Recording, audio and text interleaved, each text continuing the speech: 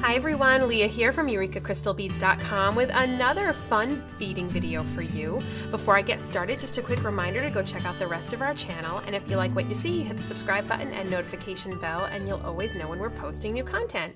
So today what I wanted to show you, now that we are in the month of October, crazy to believe that the summer is now gone, I wanted to show you some really fun Halloween earrings, and it's always best to do this at the beginning of the month. This way you have plenty of time to make them for the holiday towards the end of the month. So I have a couple of different styles for you here. The second one will also have a fun variation to it, but the first one I'm going to show you is a really fun candy corn made with Swarovski crystal.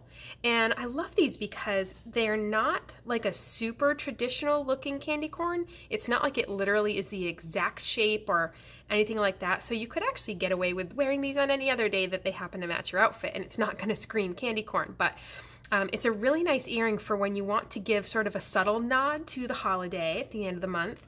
And not have something that's too obvious, which are exactly the type of holiday jewelry pieces I love best. So all I have here is a 1-inch silver head pin and 3 my tools, and my tools are my round nose pliers, which are like 2 little ice cream cones. There's no flat edges here. We use those to make the loops at the top of the earring. I have my chain nose pliers, and these are flat and smooth inside, and they taper to a point. They are different than flat nose pliers. These are chain nose pliers.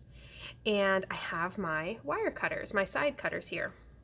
So this is a great project for the super beginner. This is really just where it all begins. So if you've never made jewelry before and you have access to these types of things, which we can certainly provide for you on EurekaCrystalBeads.com, this is a great project to start with. So I have my head pin here, and I'm going to start by putting on my beads, and I'm starting here with an 8mm round Swarovski crystal in the light topaz. Next, I have a 6mm round Swarovski crystal in tangerine. And then lastly, for the top, I have a 4mm Swarovski crystal bicone in white alabaster. And all of those together make up our fun little candy corn earring. Now, I will link you up below in the description box to all of these exact items, so if you are interested in getting them from us, all you have to do is click those links and it'll take you right to those items on our website.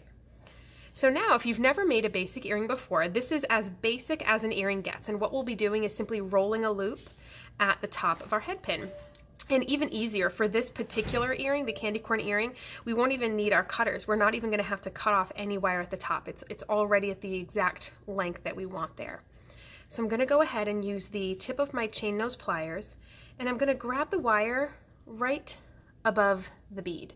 Now right now my pliers are so close to the bead that they're touching it, but what I'm actually going to do is move them up just a hair. Just enough so you can see that that bead can just wiggle up and down just a hair. And the reason that this is important is that now when I go to turn my bend, I won't crack the top of that crystal. Had I made that bend while my pliers were so close that they were touching the crystal, I very likely would have cracked the top of the crystal. So this way it gives you that little bit of wiggle room you need to safely make that bend. Now we have our round nose pliers here, and I'm just going to grab the tip of the wire and just slightly into the tip of the pliers.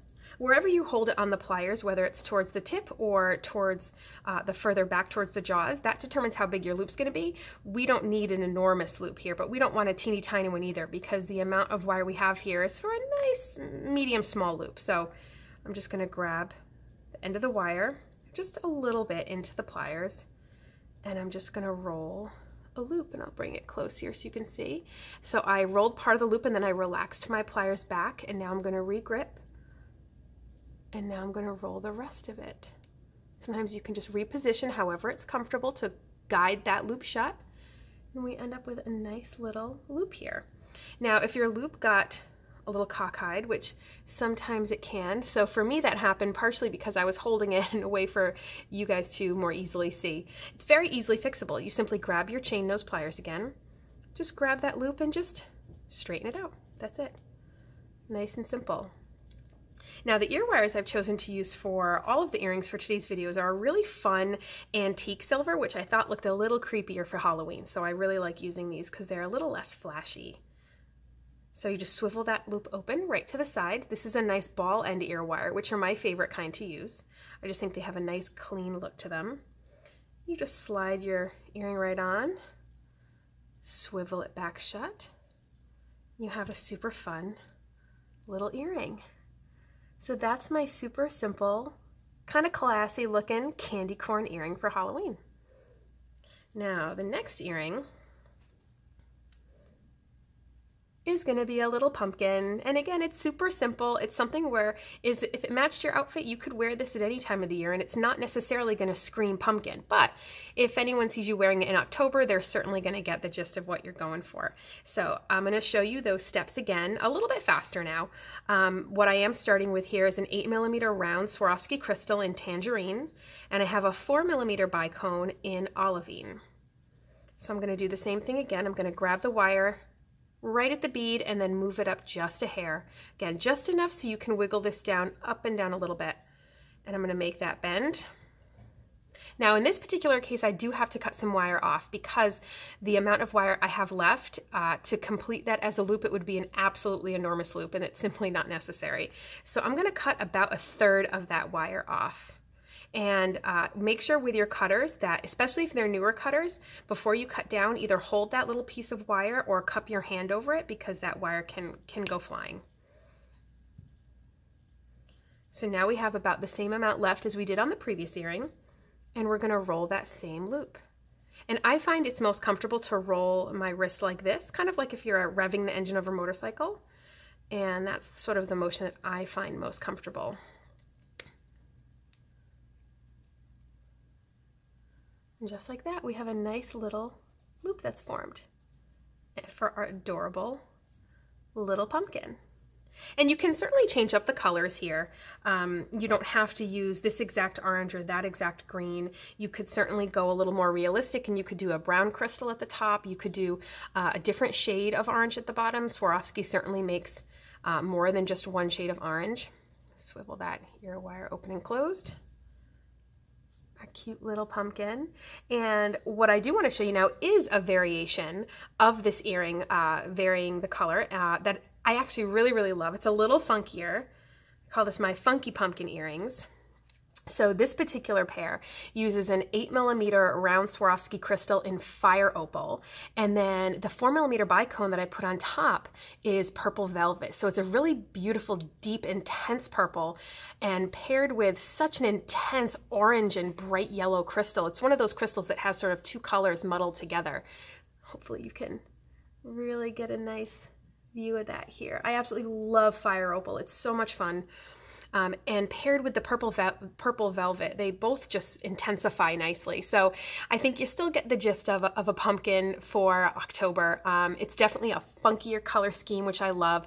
And I really always have loved purple and orange together for a Halloween color scheme that's less typical than a black and orange. So you could certainly put black at the top too. So again, you have a lot of options here.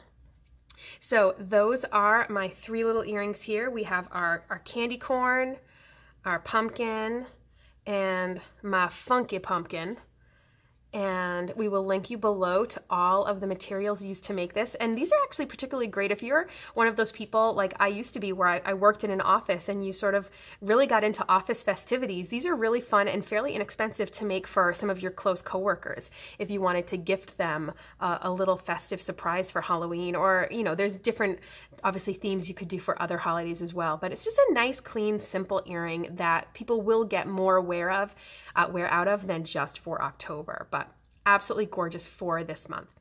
So thanks for watching. I hope you liked the video, and make sure to visit us on over at EurekaCrystalBeads.com, and we'll link you below to everything you need to make this one. Bye-bye.